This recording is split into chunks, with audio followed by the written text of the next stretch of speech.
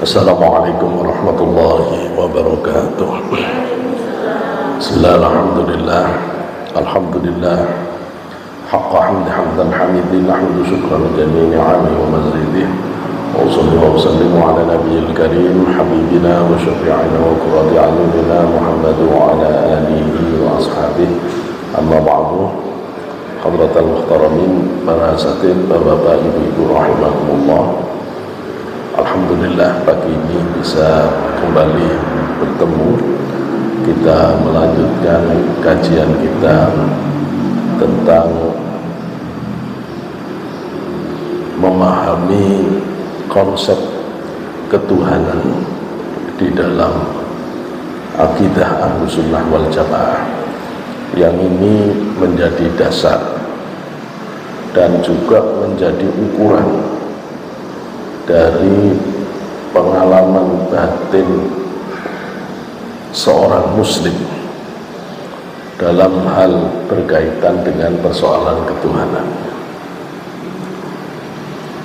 Kita faham bahwa mengenal Allah biasanya diistilahkan dengan ma'rifatullah, ya?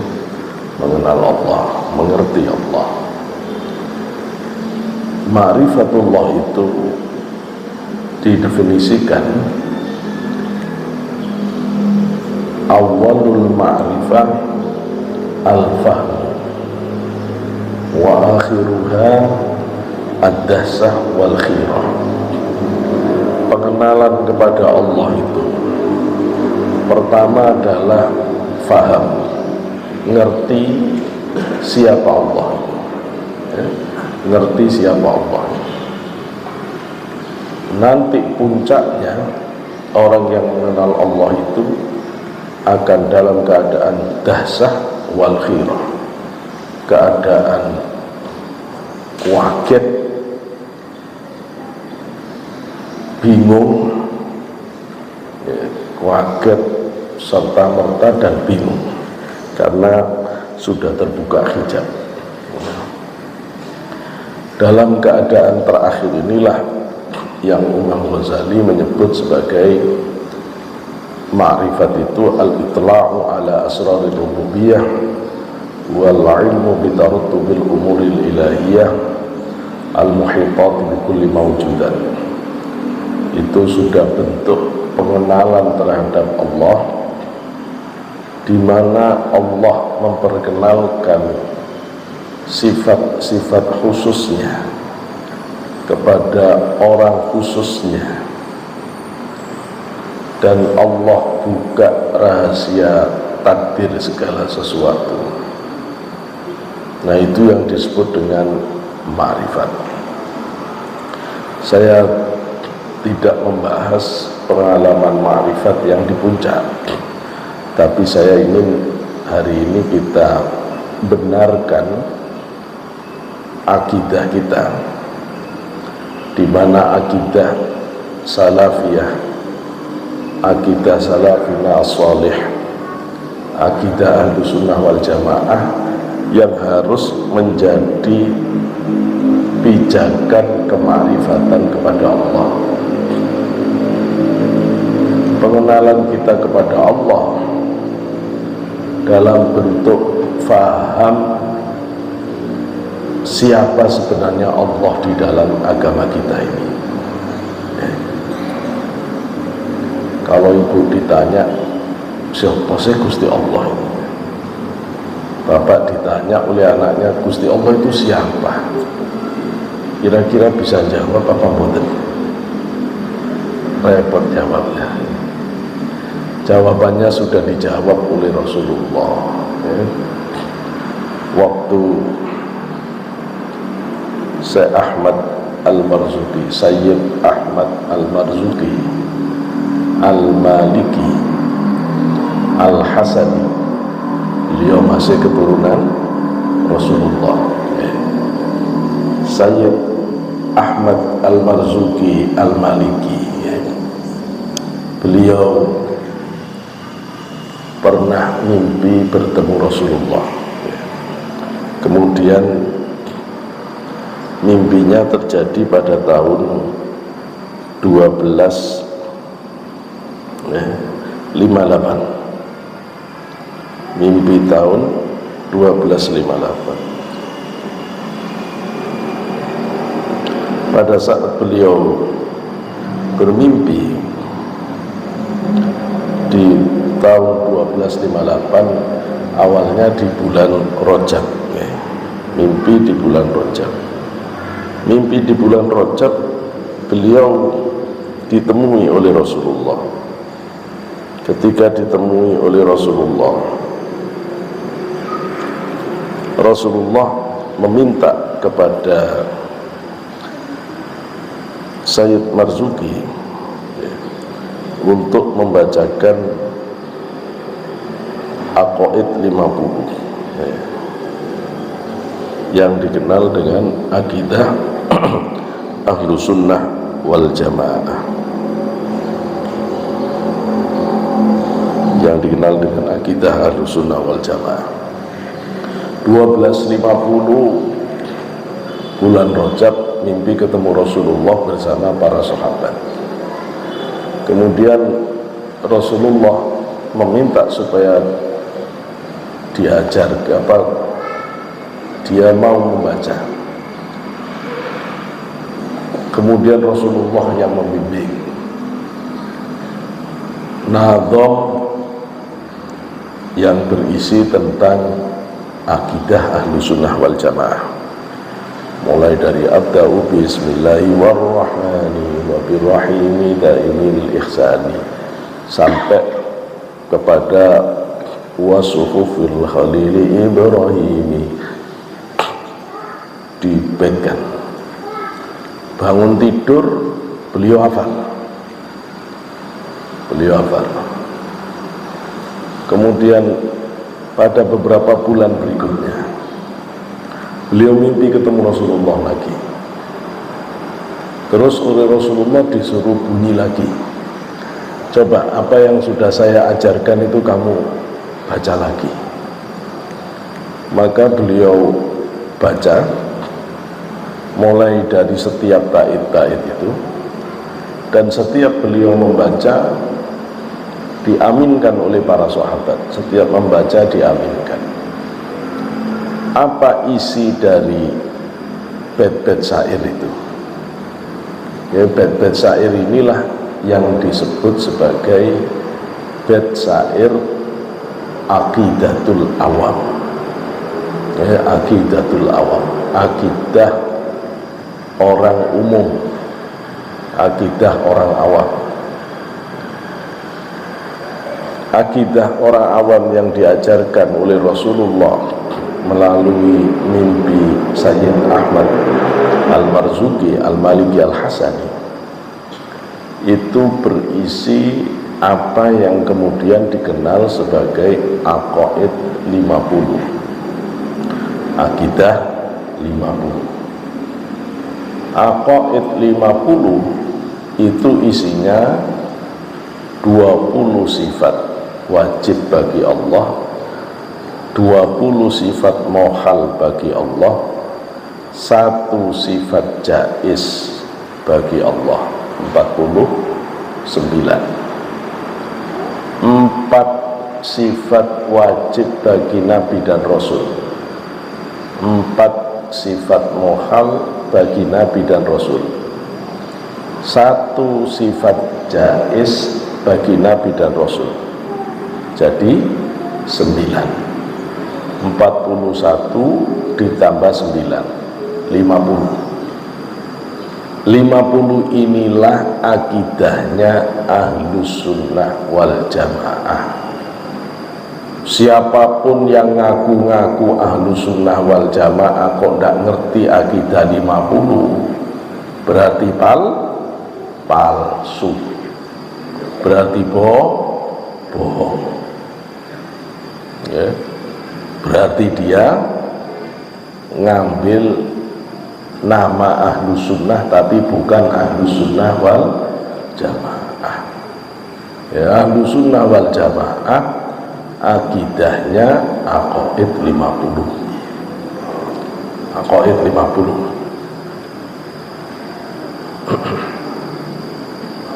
Apa saja yang 4 sifat Rasul?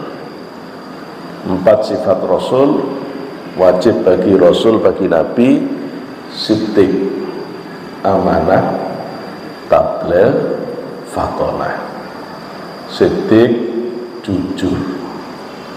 Tidak ada Nabi yang gak jujur itu, ya. Wah, ada Nabi yang pembohong itu, tidak ada.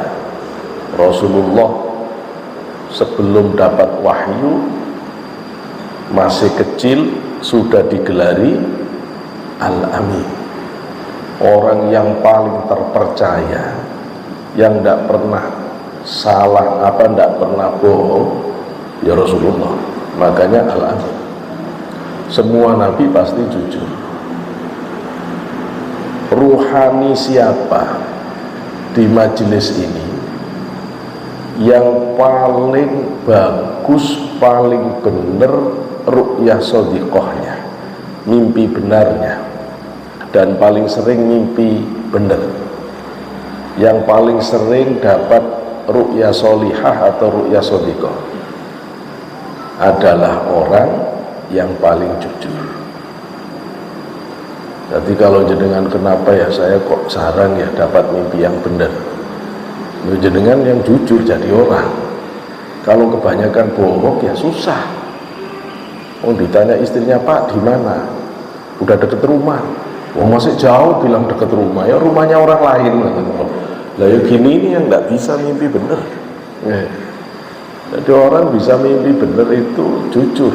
Orang yang paling jujur lah yang diberi kebenaran. Coba kalau orang itu nggak jujur, terus batinnya dikasih kebenaran dari Allah, kan nanti kan kebenaran dari Allah itu campur dengan kebohongan. Tidak mungkin Gusti Allah ngasih kebenaran di dalam batin yang masih pembohong. Tidak bisa. Maka jujur itu mutlak, itu sifat Nabi, semuanya jujur. Amanah, tidak ada Nabi yang berkhianat, itu tidak ada. Lawannya jujur, pembohong. Lawannya amanah, khianat. Kata Rasulullah di akhir zaman, pemimpin itu nanti banyak-banyaknya pengkhianat. Waliyadzubillah, sumaliyadzubillah. Ya mudah-mudahan kita tidak sampai segitu. Tapi ya zaman itu tidak mungkin tidak ke situ. Sampai-sampai kata Rasulullah, akhir zaman orang amanah susah bisa dapat jabatan. Tapi kalau ada penipu, orang yang licik, itu yang paling dipercaya dan paling bisa dapat jabatan. Ya. Saya nggak bahas capres, ya. Saya bahas umumnya hadis Rasul. Sampai jangan keliru itu, ya. Ya mudah-mudahan semuanya baik. Ya, kalau capres kita urusan dengan milih siapa, sampai pikir sendiri. Saya ini PNS gak boleh ngomong itu.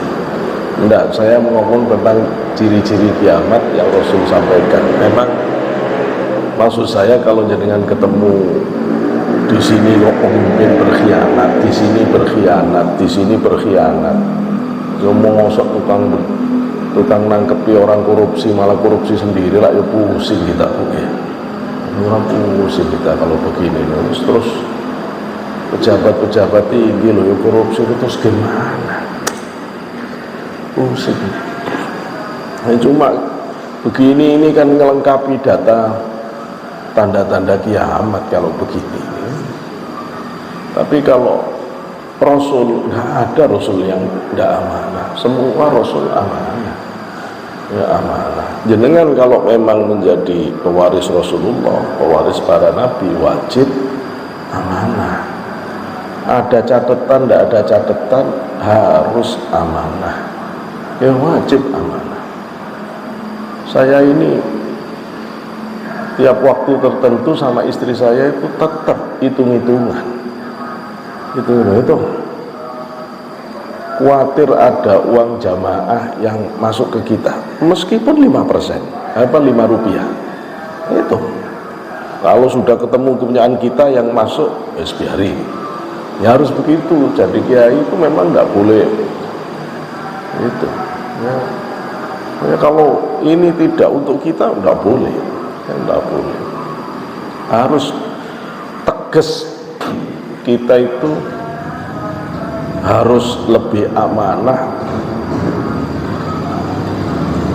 dari siapapun dalam urusan begini. Karena amanah tidaknya kita itu yang menentukan kepercayaan Allah. Kalau orang tidak amanah, ya sudah, Allah tidak akan percaya. Kemudian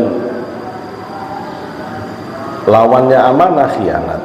Kalau orang munafik, khianat.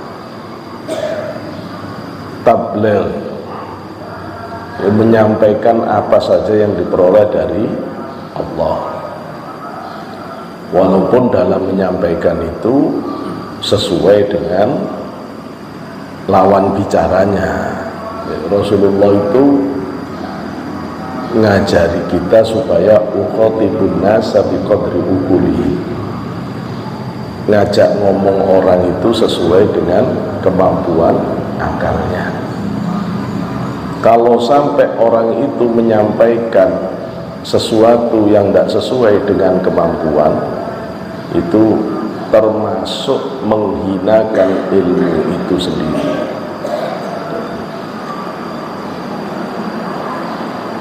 Tabligh, fatonah, yang Nabi itu semuanya, Rasul itu jenius. Tidak ada Nabi yang terus tidak pinter, itu tidak ada. Nanti kita bisa buktikan ketika Rasulullah memberi sifat kepada Allah, kelihatan jeniusnya. Sidik, amanah, tabligh, fatonah. Nah, tabligh, kalau tidak mungkin Nabi itu kitman, menyembunyikan informasi dari Allah, tidak mungkin. Rasul itu pasti akan menyampaikan. Tapi kalau orang itu bukan Nabi, ilmunya bisa dijual. Dulu banget ya, saya pernah satu hari didatangi jamaah. Rupanya dia pintar mengorganisir satu kegiatan. Waktu saya ngisi di salah satu perbankan pusat, dia bilang, gimana kalau kita jadi tim manajemen Yai, nanti kita buat begini-begini. Yes, sampai cari ustadz lain, cari Yai lain yang mau dibegitukan. Ilmunya Allah itu murah, tidak boleh dijual. Tidak boleh dijual. Kalau sampai diperjualbelikan, tidak akan dipercaya lagi oleh Allah. Tidak akan dipercaya lagi oleh Allah. Maka Nabi itu semua tabligh, dia nyampaikan. 8. Sifat jaiznya Nabi. Nabi itu boleh. Nabi itu seperti manusia biasa, maka dia boleh melakukan apa yang manusia lakukan. Nabi itu ya makan, ya minum, ya tidur, ya nikah. Dan Nabi itu bisa sakit. Nabi itu bisa sakit. Cuma kalau di Aqidatul Awam diberitahukan bahwa Nabi itu kalau sakit yang ringan. Nah, memang nanti ibu bisa nanya, sakit ringan bagaimana? Wong Nabi Ayub itu sakitnya sampai seluruh badan, tinggal bibir saja. Mosok gitu ringan?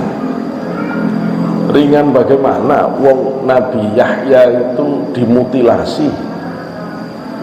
Ringan bagaimana? Wong Nabi Zakaria itu ketika masuk ke pohon digorok pas di lehernya.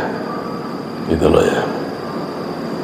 Itu kan tidak ringan. Ringan dalam bahasa hakikat itu adalah selama penyakit itu bukan urusan iman, itu ringan ya. Jadi kalau ibu diuji Allah tapi tetap iman, apapun jenis ujiannya, jenis penyakitnya, jenis musibah, itu ringan. Tapi kalau ibu lihat ada orang diuji, ketemu orang ganteng itu loh, pindah agama, oh itu penyakit berat itu. Itu penyakit berat. Harta yang paling mahal, imannya terbuang, hilang. Kalau cuma sandal hilang, ya jangan sampai motor mobil hilang gitu. Tapi seandainya itu pun, itu kecil,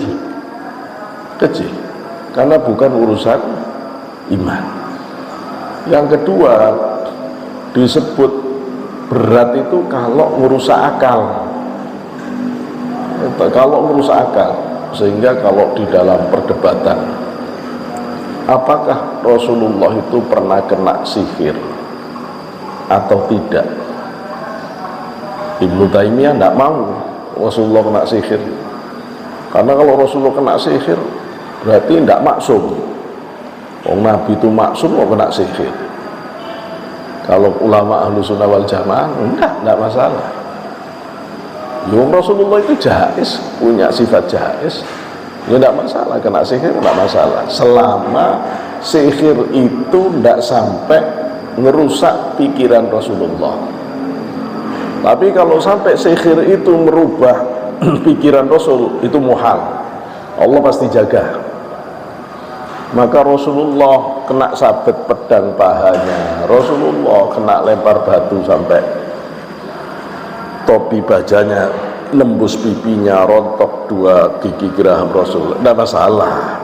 Nah, itu tidak mencederai kemaksuman,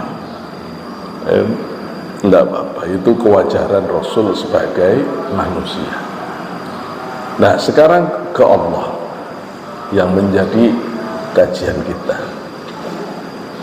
Sifat wajib bagi Allah ada 20, mokhal 20, jais 1. Saya mulai dari jais. Jais 1 ini apa? Jais 1 itu fi'lu kulli mungkinin autar kuhu.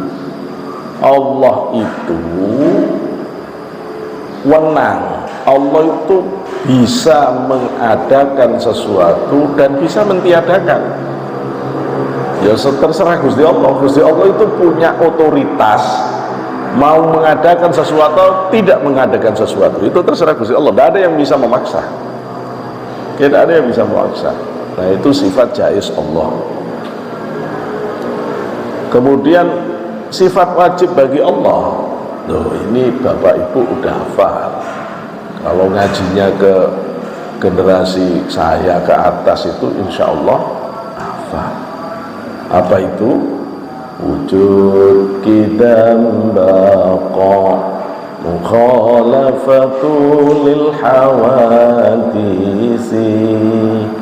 qiyamuhu bi nafsi wahdaniyat qudrat iradat ilmu hayat sama basar kalam qadiran muridan aliman hayyan sami'an basiran mutakalliman. Itu dulu kalau kita kecil, kalau di kampung saya di Pasuruan ini, kalau kita sholat nunggu imam, ya itu yang dibaca wujud kita mbak. Jadi anak-anak kecil hafal semua. Itu harus kita masyarakatkan lagi. Sekarang ini banyak orang tidak paham wujud kita mbak. Anak-anak juga tidak ngerti wujud kita mbak. Yang penting hafal dulu. Perlu hafal wujud kita baqa mukhalafatu lil hawadisi, itu dibaca. Ibu itu kalau nimang-nimang anak tidur ya, jangan nyanyi dangdut, jangan nyanyi lagu barat, nimang-nimang anak Coldplay, terus memble nanti anaknya. Ditimbang-timbang dengan wujud kita mbako atau dengan kalimat thayyibah. Saya masih ingat ibu saya kalau gendong adik-adik saya ini ya, yang biasa dibaca. Biasanya kalau ibu saya itu ini, la ilaha illallah al-malikul haqqul Muhammadur Rasulullah Sadiqul wa'dil amin Andi dalam suwarga babatono rancapono coba bati kelawan bacul babatono kelawan zikir. Di mana ada jalan menuju ke surga, bersihkan. Jangan dibersihkan pakai sabit, jangan dibersihkan pakai cangkul, bersihkanlah dengan zikir. Itu mulai kecil udah diajari gitu, setimbang begitu. Akhirnya gede-gede seneng zikiran. Ya memang ibunya dari kecil sudah begitu. Kalau diajari itu begitu, ya, diajari begitu. Wujud kita bakok. Nah, wujud kita bakok tadi itu ada 20. Itu sifatnya Allah ya. Jadi Allah di dalam agama kita itu konsep ketuhanannya dibatasi dengan sifat-sifat 20 itu. Sifat 20 ini dari mana? Ya dari Rasulullah yang tadi ngajari Sayyid Ahmad Al-Marzuki pada tahun 1258. Itu beliau mengajarkan kepada Sayyid Ahmad Al-Marzuki. Berarti itu sebelum Wali Songo di sini ya, sebelum Wali Songo. Dari 20 itu ada 7 yang diulang. 7 yang diulang. Qadiron, muridan, aliman, hayyan, sami'an. Itu ngulang kudrat, iradat, ilmu, hayat, sama, basor, kalam. 7. Nanti saya jelaskan sendiri. Ini nanti qadiron, muridan, aliman, hayyan, sami'an, basiron, mutakaliman. Nanti disebut sifat maknawiyah ya. Sedangkan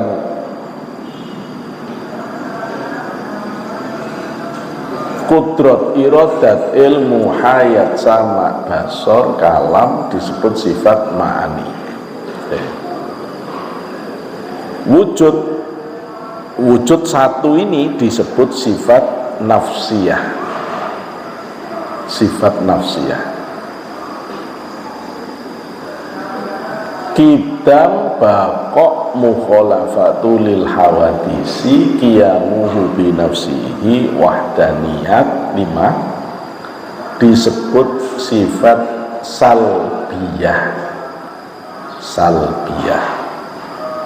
Kidam bakok mukhalafatu lil hawadisi qiyamuhu bi nafsihi wahdaniyat sifat salbiyah ya. Kudrat, iradat, ilmu, hayat, sama, basor, kalam 7 disebut sifat ma'ani. Qadiron, muridan, aliman, hayyan, sami'an, basiron, mutakaliman disebut sifat ma'nawiyah.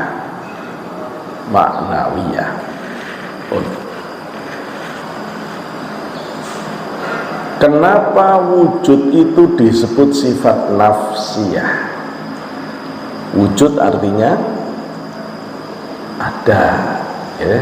Kalau lagi serius itu ditanya, ya nggak bisa jawab Pak. Wujud itu artinya ada. Ada itu sifat zatnya Allah. Jadi sifat dirinya Allah itu ada. Ada itu Allah. Itu. Ada itu Allah. Berarti selain Allah tidak ada. Termasuk bapak nggak ada, ibu nggak ada. Terus ini kita ini diadakan, maujudat. Kita itu maujudat, bukan wujud. Kita itu diadakan. Kalau Allah ada, antara ada sama diadakan sama atau beda? Beda. Ada itu pencipta, diadakan makhluk. Siapa yang mengadakan? Yang ada, Allah. Oh gitu.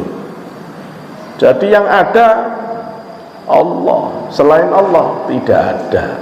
Luang ada gitu Pak. Ya adanya diadakan. Oleh siapa? Allah yang maha ada. Kok bisa Allah ada yang selain Allah tidak ada?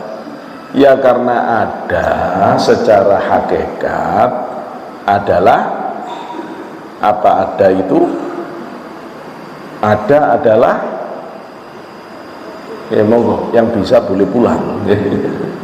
Ayo. Ada adalah tidak pernah tidak ada. Nah itu ada. Nah kita lu gampang sebenarnya. Ya gampang, tapi kalau nggak bisa jawab ya repot gitu ya. Ada itu tidak pernah tidak ada. Itu baru ada. Dulu ada, sekarang ada, selamanya ada. Itu ada. Tapi kalau dulu nggak ada, sekarang ada, kemudian menjadi tidak ada, hakikatnya tidak ada. Ibu memang 100 tahun yang lalu ada. Nggak ada, saya juga nggak ada. Ya. Sekarang kita ada 200 tahun lagi. Maksud saya di sini loh. Nggak ada kita di sini. Pindah ke alam roh. Kita nanti ganti ngobrol-ngobrol di alam roh. Allahumma ja'alna min ahli jannah. Mudah-mudahan kita semua ahli surga. Kalau kita itu ahli surga, meninggal itu tetap bisa kumpul-kumpul Bu. Itu tetap bisa kumpul-kumpul, tetap jadi satu keluarga, tetap jadi satu kelompok. Makanya orang itu bisa jadi teman dunia akhirat. Kalau sampai teman dunia akhirat kok satunya ada yang nyasar ke neraka, itu besok oleh Gusti Allah boleh diselamatkan. Boleh diselamatkan. Nanti saya bahas bab syafaat, kawan yang bisa nyafaati orang lain yang masih terjerat di neraka itu. Soalnya kata Rasulullah, orang masuk neraka itu tidak boleh susah. Tidak boleh susah. Allah tidak mau orang di surga. Surga maksud saya, orang di surga kok susah itu gimana? Orang Allah mau membahagiakan kok susah. Tapi nanti ada orang yang di surga itu susah, gara-gara mikirin temennya yang masih di neraka. Akhirnya oleh Gusti Allah, cari temenmu, ambil dari neraka, gara-gara berteman dengan orang soleh, solihah. Itu ada barokahnya. Jangan dikira tidak penting punya kawan yang alim itu. Penting. Kenal orang alim itu penting. Jenengan punya tiket, kalau ada keliru-keliru bisa ketarik dia. Nah itu kalau orang kenal. Terus diambil besok kata Rasulullah. Setelah temennya diambil, terus dia bilang begini, ya Allah, sisanya saya tidak kenal, tidak ada urusan. Oh itu ya. Ada itu dulu ada, hari ini ada, selamanya ada. Itu ada hakiki. Lah kita dulu nggak ada, sekarang ada, 100 tahun nggak ada, ya kita nggak ada hakiki. Kita itu adanya menyandar kepada yang maha ada. Loh, kalau ada yang menyandar itu bukan ada, kita itu diadakan. Maka yang bisa disifati wujud cuma Allah. Makanya Allah itu sifatnya wujud, ada. Pun sekarang sifat salbiyah. Kenapa disebut sifat salbiyah? Kalau ngaji di kitab, sifat salbiyah adalah sifat yang meniadakan. Salbiyah itu artinya meniadakan. Sifat yang meniadakan sifat sebaliknya bagi Allah Ta'ala. Insya Allah bulat. Meskipun saya sudah definisikan, ibu sih bingung. Sifat yang meniadakan sifat sebaliknya bagi Allah Ta'ala. Repot. Kalau saya balik. Sifat salbiyah adalah sifat yang tidak ada pada selain Allah. Udah sama aja itu maknanya. Sifat yang tidak mungkin sifat itu ada di selain Allah. Kalau dia Tuhan, dia Allah, harus punya 5 sifat. Nanti kita lihat Tuhan-Tuhan yang ngaku Tuhan itu, dengan 5 kriteria ini. Tidak usah 5-5-nya terpenuhi, Bu. Bisa memenuhi 1 saja, dia bisa sah sebagai Tuhan. Tapi nanti kita lihat, dengan 5 itu rontok semua Tuhan-Tuhan selain Allah itu. Maka saya kalau mikir, wong Rasulullah memang orang jenius, ngasih sifat ke Allah itu bener-bener pas. Ngasih sifat Tuhan, kriteria Tuhan itu benar-benar tepat. Dan kalau itu diberlakukan kepada Tuhan-Tuhan yang selama ini dipertuhankan, saya jamin rontok tok. Ayo kita lihat. Pertama, sifat Allah Qidam. Qidam itu ma la illata liwujudih. Allah yang paling awal sebelum adanya waktu, yang tidak ada penyebab wujudnya. Allah wujud karena dari awal sudah ada. Yang wujudnya sejak dari zaman azali sudah ada Allah. Sebelum segala sesuatu ada, ya Allah sudah ada. Allah itu ada kok. Pertanyaannya, Tuhan-Tuhan yang lain itu ketemu tahunnya, Bu. Ada yang dikandung ibunya, terus lahir, terus dipertuhankan. Masa Tuhan baru datang pada zaman itu? Lalu yang kemarin-kemarin pakai Tuhan siapa? Coba lak rontok dulu.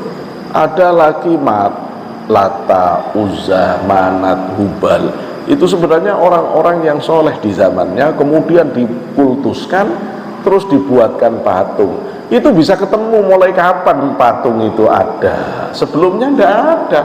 Oh, Tuhan kok ada waktu mulanya. Apalagi patung-patung yang dibuat, kita bisa tahu sejarahnya. Oh, ini yang disebut Tuhan. Ini dulunya ini batu di kali sana ini dipahat terus jadi. Loh, Tuhan kok bisa ketemu kapan awalnya? Gitu loh ya. Terus dibuat begini, udah rontok. Kena Qidam saja, yang selain Allah udah roboh. Ayo, kalau orang mau bener pakai otak, Islam semua orang sedunia ini. Ya cuma karena tidak dipakai otaknya. Yang kedua, bakok abadi. Yang namanya Tuhan tidak boleh mati, tidak boleh rusak, tidak boleh berubah. Tuhan tetap seperti adanya. Allah seperti adanya sejak Allah ada, sebelum segala sesuatu ada, sampai hari ini, sampai selamanya. Allah seperti itu. Loh, itu namanya bakok abadi selamanya. Kalau kita kullu man 'alaiha fan wa yabqa wajhu rabbika dzul jalali wal ikram. Setiap kita semuanya ini akan fana, mati. Yang akan abadi cuma Allah. Yang namanya Lata, Uzza, Manat, Hubal sekarang di mana? Ya gak ada sudah. Katanya Tuhan, kok hilang dari permukaan bumi? Katanya Tuhan, kok mati? Moksa itu udah apapun namanya sudah, ya, itu udah abadi namanya, nah abadi. Ciri ketiga, mukhalafatu lil hawadis, tidak boleh punya kesamaan dengan sesuatu yang baru.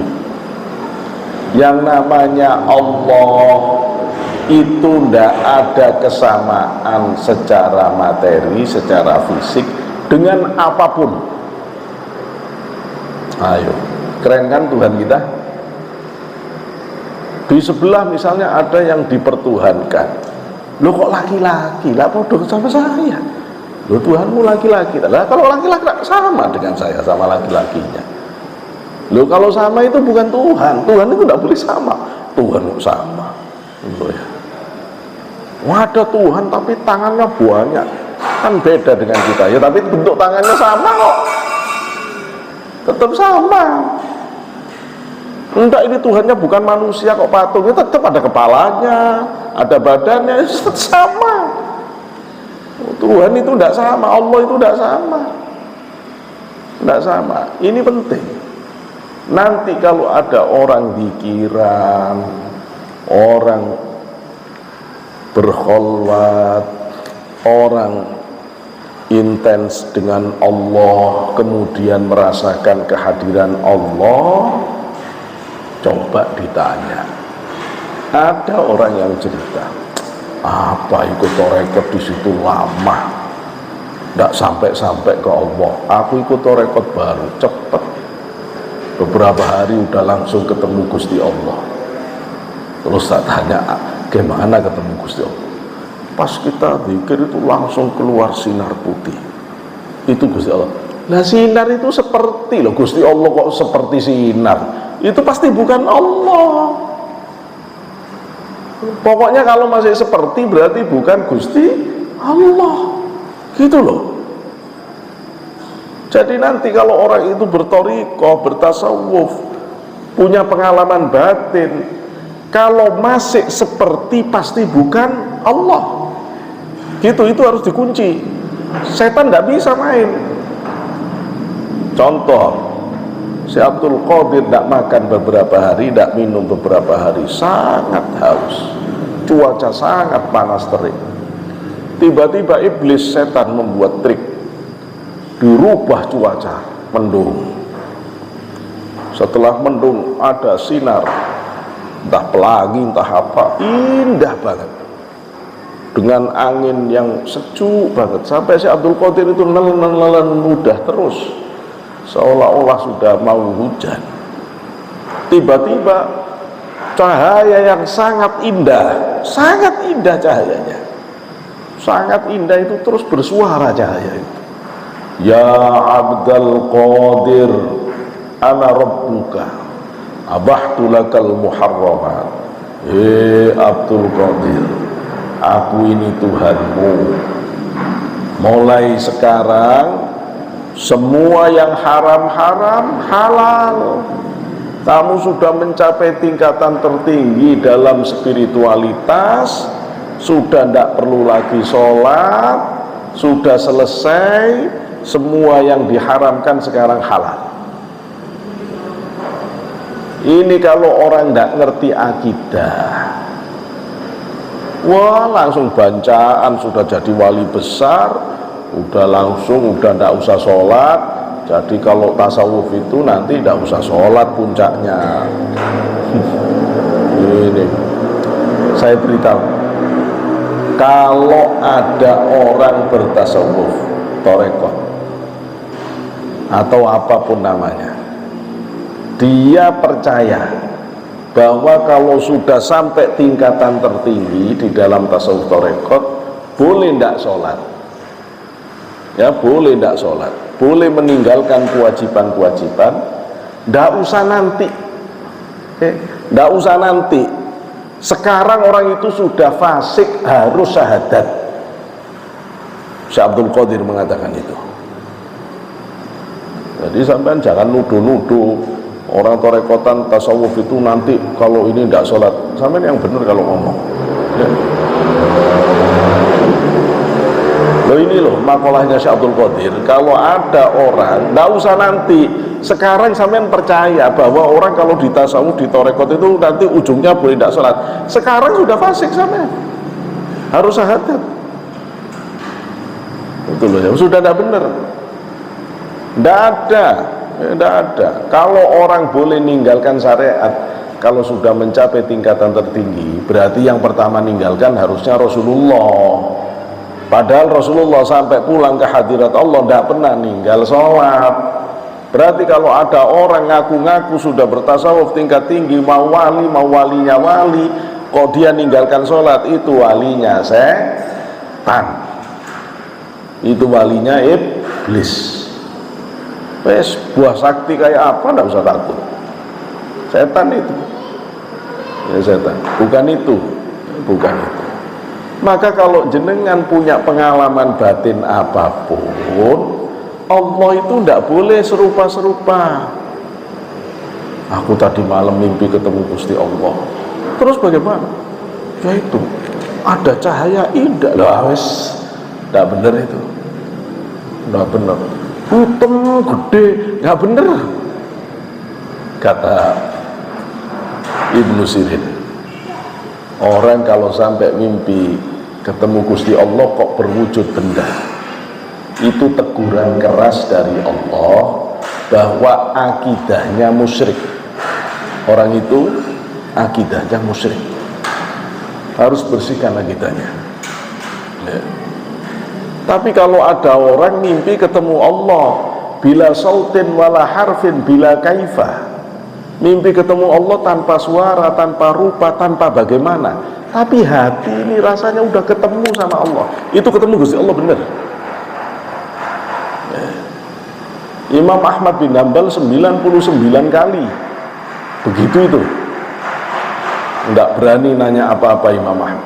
Di kitab Hunya Syekh Abdul Qadir menceritakan, nanti ketemu yang ke-100 baru Imam Ahmad ngomong di hati, ya Allah, bagaimana cara paling cepat untuk sampai kepadamu? Dijawab di dalam hati bukan kata-kata, di dalam hati. Jawabannya kalau dibahasakan jadi bitilawatil Quran, dengan baca Quran. Terus nanya lagi Imam Ahmad, dengan faham maknanya, dengan ngerti artinya atau enggak ngerti artinya? Yang bisa cepat itu mana? Yang baca sambil ngerti artinya atau yang baca enggak ngerti artinya? Dijawab oleh Allah, dengan ngerti artinya atau enggak ngerti artinya sama cepat. Yang penting baca Quran. Loh, itu benar kalau itu. Jadi kita enak di dalam agama kita ini, enak kalau mau mengukur orang yang sok-sok ngaku ketemu Gusti Allah, tanya aja seperti apa, sampai ngomong seperti setan ya, setan. Maka oleh Syekh Abdul Qadir sinar itu ditebas dengan surbannya, idhab ya la'in, pergi kamu wahai terlaknat. Berubah dia jadi asap, agak kehitam-hitaman. Terus nanya, bagaimana bima arafta annahu syaitan, bagaimana kamu tahu kalau sinar tadi itu setan? Kata Syekh Abdul Qadir, karena dia telah menghalalkan apa-apa yang haram. Dengan ini kalau ngerti hukum ya, kalau orang ngerti hukum, yang bisa merubah hukum, yang bisa merubah hukum itu adalah nabi baru. Padahal Rasulullah itu nabi terakhir. Berarti tidak mungkin ada perubahan hukum. Yang namanya sholat hukumnya wajib, yang namanya haram ya tetap haram. Kok ini tiba-tiba haram jadi halal? Berarti kan Nabi yang ngomong begini nih harusnya. Padahal sudah tidak ada nabi. Kalau tidak ada nabi tapi kok ada yang mengatakan abahtu lakal muharramat, yang haram sekarang jadi halal, itu tidak ada lain pasti setan. Loh, itu pinter, karena si Abdul Qadir itu pinter. Maka kalau ada yang itu haram. Sekarang kalau ada kiai, ada aliran, ada apalah namanya, ngaku kelompok spiritualis, terus yang haram menurut Rasulullah dihalalkan, setan itu. Ya, ada kelompok namanya dulu kelompok Hubbiyah. Kelompok Hubbiyah ngaku-ngaku sebagai kelompok sufi. Ya, ini yang buat tasawuf jadi rusak ini gara-gara kelompok-kelompok begini. Kelompok Hubbiyah itu kalau sudah tingkat tinggi itu boleh bertelanjang tanpa seutas benang pun antar mereka, meskipun beda jenis. Kalau ibu ingat, bapak ingat, dulu kelompok ini pernah ada di Bekasi kalau nggak salah. Dulu. Kalau sempat ngikuti berita, sempat ada sekelompok yang mereka bertelanjang bersama-sama dengan kelompoknya. Ini kalau ditarik zaman dulu ini namanya kelompok Hubbiyah. Loh, jenengan kalau misalnya ngaji katanya ilmu tingkat tinggi, kok terus disuruh buka aurat? Wes bubar, ini setan pasti. Tidak ada perubahan hukum baru dalam Islam. Hukum buka aurat haram, ya udah selesai. Kok dihalalkan? Setan. Jadi kalau jenengan ngerti begini, enak. Susah orang mau menyesatkan itu. Mau disesatkan bagaimana? Kalau sudah ngerti begitu. Nah itu. Jadi kalau ada orang pengalaman batin terus ngaku-ngaku ketemu Gusti Allah, kok seperti bukan Allah. Karena itu kelompok ahlu sunnah wal jamaah menolak dengan sangat keras keyakinan yang mengatakan bahwa Allah bertempat di arsy. Kenapa? Kalau Allah bertempat, berarti Allah kayak kita dong, butuh tempat. Lah kalau sama berarti kan menyimpang dari mukhalafatul hawadisi. Itu loh. Tapi itu ada ayatnya loh, Pak. Ar-Rahmanu 'alal arsy istawa. Allah itu beristiwa di arsy. Beristiwa itu kalau dicari arti bahasa Indonesianya bertempat, Pak. Ya sampai dibujui orang yang baru belajar bahasa Arab loh ya. Istiwa itu artinya lebih dari 20 ya, termasuk menyempurnakan, termasuk sudah sampai pada ukuran yang paling sempurna. Istiwa juga berarti menguasai, banyak artinya, tidak cuma satu. Kenapa kok dipilih yang bertempat? Karena itu makna paling kuat. Ayo, kalau sudah mulai ngerti ilmu usul fikih, jadi makna kata itu bisa banyak. Nanti mana makna yang paling diunggulkan, itu namanya makna yang terkuat. Makna terkuat memang dia menempati. Tapi ketika makna terkuat itu dipakai menimbulkan kekacauan pemahaman, maka itu masuk kategori mutasyabihat. Ayatnya Ar-Rahmanu 'alal arsy istawa, Allah yang maha pengasih, terus dengan istiwa diartikan bertempat di arsy. Itu terus jadi kacau pikiran. Loh, kalau Allah di atas arsy terus di bawah arsy siapa ya? Loh, terus kalau Allah di atas arsy, lah terus yang kalau yang ada lebih dekat dari urat nadi terus itu siapa ya? Lah kacau kan? Kacau. Loh, kalau di atas arsy terus yang kalau menurut hadis lah bingung. Ini terus yang lebih dekat dari urat nadi menurut Quran, nah bingung. Berarti ini tidak bisa, ini namanya mutasyabihat, ayat yang remang-remang. Ayat yang remang-remang itu harus tunduk pada ayat yang jelas, tegas, namanya ayat muhkamat. Kenapa Allah yang menyebut di Quran ayat muhkamat itu ummul kitab, itu induknya Quran itu. Maka kalau orang ngerti ilmu tafsir, mana ada ayat yang tidak jelas maknanya, tidak boleh menabrak, harus tunduk kepada ayat muhkamat. Apa ayat muhkamat tentang Allah? Laisa kamislihi syai'un wa huwa ala kulli syai'in qadir.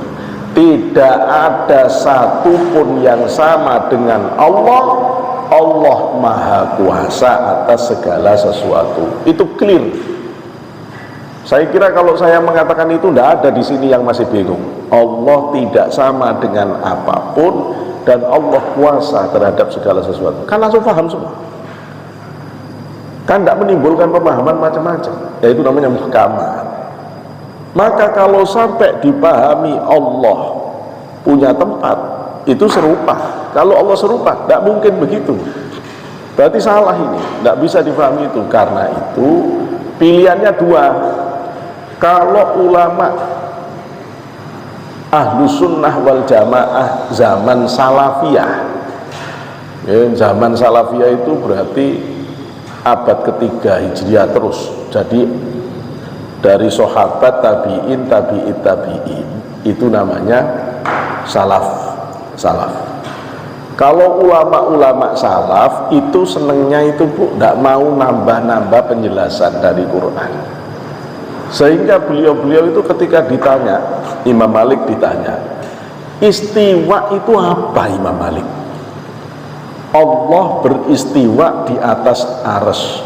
Istiwa itu apa? Kata Imam Malik, al-istiwa sudah diketahui maknanya. Tidak mau menjelaskan. Istiwa sudah diketahui maknanya. Bertanya bagaimana Allah beristiwa, bid'ah, dolalah. Jadi terus apa? Ya udah, nggak usah dibahas. Ar-Rahmanu ala arsy, ya biarin Ar-Rahman ala arsy, berarti Allah beristiwa. Istiwa apa? Nggak usah dimaknai. Ini namanya tafwid, menyerahkan makna kepada Allah supaya batin kita bersih dari menyamakan Allah terhadap makhluk. Maka namanya akidah ulama salaf itu tafwid litanzih, ya, tafwid litanzih, menyerahkan penjelasan, membiarkan penjelasan itu seperti adanya supaya bersih. Belakangan penjelasan ini tidak memadai lagi karena ada kelompok-kelompok yang mengartikan, memaksakan arti Allah beristiwa di atas arsy itu Allah menempati arsy. Loh, kalau begini terus nanti Allah jadi butuh tempat dong. Kalau Allah butuh tempat, bedanya dengan kita apa? Karena itu kemudian tidak bisa ini kalau begini. Akhirnya ditafsir tidak bisa, kata istiwa tidak bisa ditafsir, diurai langsung tidak bisa. Maka dipilihlah takwil. Tapi kalau ulama salaf yang tadi tidak mau takwil, namanya tafwid. Nah, tapi tafwid ternyata tidak memadai karena jenengan tambah kritis. Terus tidak usah nanya Allah istiwa, wis istiwa, tetap jenengan tidak sajane istiwa itu apa? Segitu terus. Apa tidak benar penjelasan sebelah tak istiwa itu bertempat? Nah kan begini. Akhirnya para ulama nggak bisa ini, harus ditakwil. Maka ditakwil. Ya, ditakwil itu artinya diambil makna yang lemah, ditinggalkan makna yang kuat karena adanya qarinah, ya, karena adanya alasan. Makna kuat tidak bisa diambil, akhirnya ngambil makna lemah karena makna lemah ini dianggap lebih menyelamatkan pemahaman. Maka kata istiwa diartikan menguasai. Sehingga Ar-Rahmanu 'alal arsyistawa, Allah yang Maha Pengasih menguasai arsy. Aman. Itu loh. Atau disebut kekuasaan Allah. Kalau diartikan meliputi, kekuasaan Allah meliputi arsy. Ilmu Allah meliputi arsy. Sama ketika ibu baca hadis sepertiga malam terakhir Allah turun ke langit dunia, itu jangan diartikan terus Gusti Allah badannya turun. Itu salah. Yang turun rahmat Allah turun ke langit dunia. Begitu, itu namanya memahami yang selamat. Tidak sampai rusak akidahnya. Tidak sampai rusak akidahnya. Karena kita sudah tahu Allah itu mukhalafatul hawadisi. Terus apa lagi? Allah itu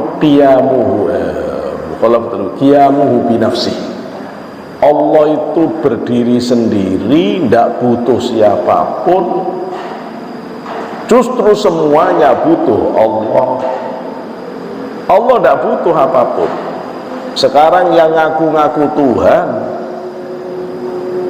ayo, wong Tuhan lo bentuknya patung. Kalau nggak dipatung, ya nggak jadi batu.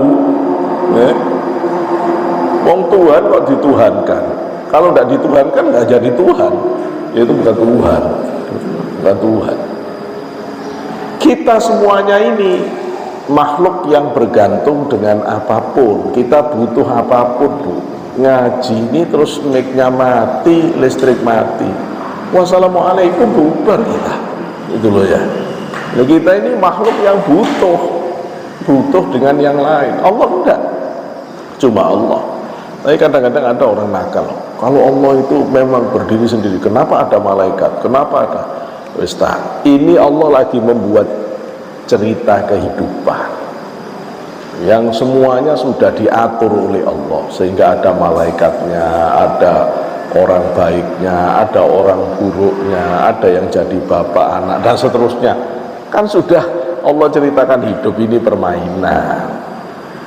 Untuk menguji siapa yang benar-benar alim, siapa yang pura-pura, siapa yang benar-benar tulus, siapa yang pengkhianat, dan seterusnya. Allah ingin tahu, sehingga dijadikanlah kehidupan seperti ini. Aslinya Allah tidak butuh. Apa Gusti Allah tidak bisa ngajari Rasulullah langsung pintar tanpa malaikat Jibril? Ya bisa, tapi itu tidak memberi pendidikan kepada kita. Sehingga kalau Rasulullah saja berguru, ada gurunya namanya Jibril, bahkan tidak bisa orang pergi ke Allah tidak punya guru itu. Jibril, Rasulullah saja masih butuh Jibril, apalagi kita berani-berani ke Allah tidak punya guru. Maka kalau ada orang pergi ke Allah tidak ada guru,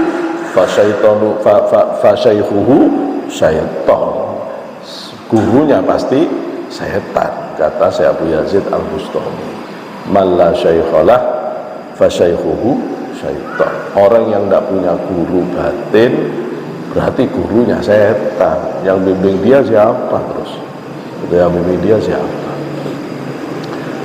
Qiyamu binafsi. Yang terakhir wahdaniyat.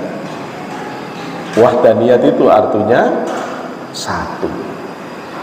Allah itu satu yang esa, yang satu yang bukan bilangan. Ada katanya Tuhannya satu, tapi patungnya di mana-mana, di sini ada, di sana ada, di negara ini ada, ya berarti banyak, tidak satu itu. Kalau Allah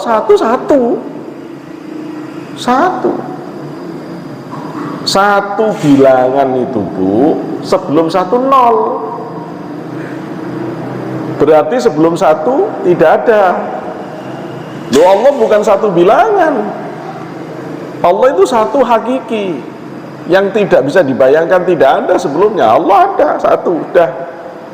Satu bilangan itu bisa terdiri dari setengah ditambah setengah. Ini make satu, tapi hasilnya tidak satu. Ini Pak, ada ini bisa dilepas, ini bisa dilepas. Nah, satu. Allah itu satu yang hakiki. Satu yang hakiki, bukan satu yang terdiri atas bagian-bagian, bukan. Allah satu-satu, hakiki. Dan yang satu hakiki itu cuma Allah. Selain Allah tidak ada yang satu hakiki. Bisa kita urai menjadi bagian-bagian. Nah, itu wahdaniyat. Ini wahdaniyat.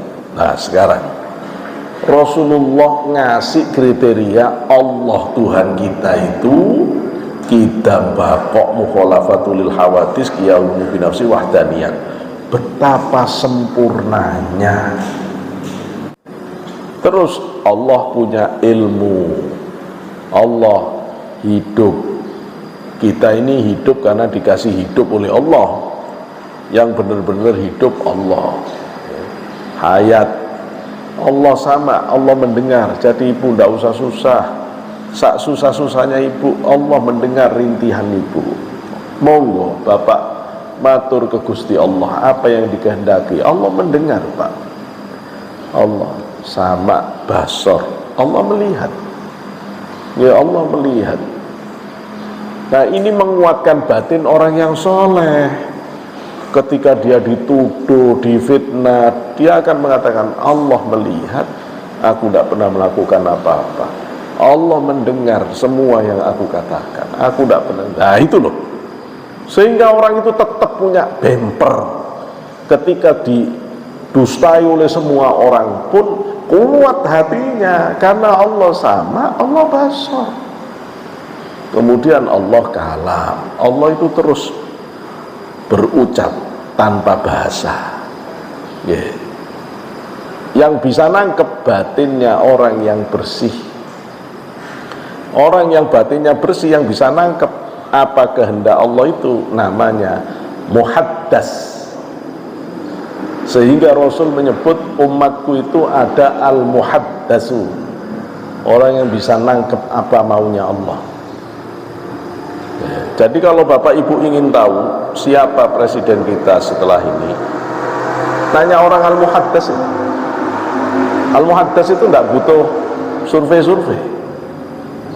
Dia tahu apa yang dikehendaki Allah, nanti siapa ya sudah tahu. Tahu. Tapi al-muhaddas biasanya tidak akan mau ngomong. Soalnya itu rahasia Allah. Rahasia Allah itu auratnya Allah. Aurat manusia aja tidak boleh dibuka, apalagi auratnya Allah gitu ya. Nah, dia tetap nggak ketahuan.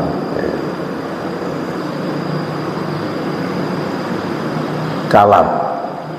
Nah, kalau Allah itu punya ilmu, berarti Allah pinter dong.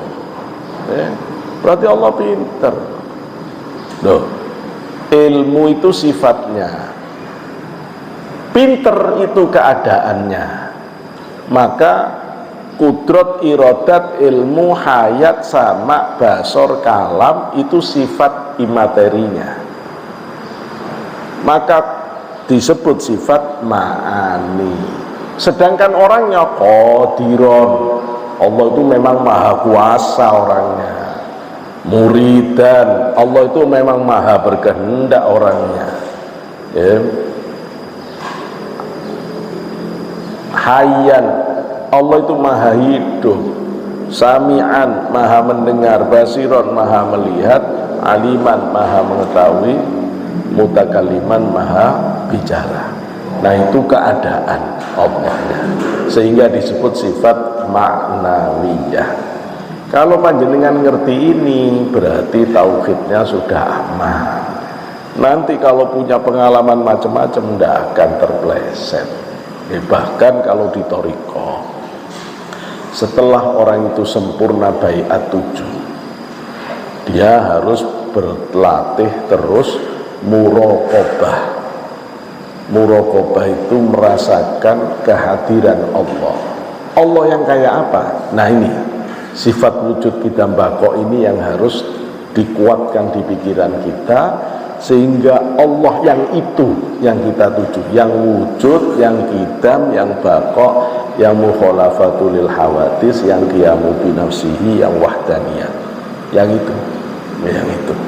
Nah mudah-mudahan penjelasan ini mengokohkan iman kita bersama, dan menyamakan iman kita dengan imannya para salafun saleh, imannya ulama-ulama ahlu sunnah wal jamaah. Saya kira ini yang bisa disampaikan. Apa ada yang mau nanya? Cekap ya, karena sudah jam 9:30 ya. Baik, kita tutup bersama dengan sama-sama kita berdoa kepada Allah. Semoga apa yang Bapak Ibu hajatkan, yang putra putrinya hajatkan, dikabul, diijabah oleh Allah ya, dengan segala rahmat dan karunia Allah Subhanahu wa ta'ala. Yang sakit mudah-mudahan diberikan kesembuhan ya, yang kesulitan diberikan kelonggaran oleh Allah Subhanahu wa ta'ala. Ala hadhihi wa likulli niyatin salihah wa ila hadratin Nabi Mustafa Sayyidina Muhammad sallallahu alaihi wasallam. Syai'ulillahi lahumul Fatihah. Bismillahirrahmanirrahim. Ar-Rahmanir-Rahim. Musta'an. اللهم علينا ظاهرا الحمد لله في نعمك بالمزيد يا ربنا لك الحمد كما ينبغي لجلالك الكريم وعظيم سلطانك. اللهم صل على سيدنا محمد في الاول والاخرين وسلم على سيدنا محمد في كل وقت وحين وسلم على سيدنا محمد في الملأ الاعلى يوم الدين وسلم على سيدنا محمد وعلى سيدنا محمد والحمد لله رب العالمين. اللهم انفعنا بما علمتنا وعلمنا ما ينفعنا وجعلنا احسن وزدنا علما نافعا وعملا متقبلا ورزقا حلالا طيبا مباركا وصحي جسدنا يا الله طول أمورنا يا الله يا الله يا الله يا الله برحمتك يا أرحم الراحمين. ربنا آتنا في الدنيا حسنة وفي الآخرة حسنة وقنا عذاب النار. سبحان ربك رب العزة عما يصفون وسلام على المرسلين والحمد لله رب العالمين. وآخرا اللهم وفق لنا وفق الطريق. السلام عليكم ورحمة الله وبركاته.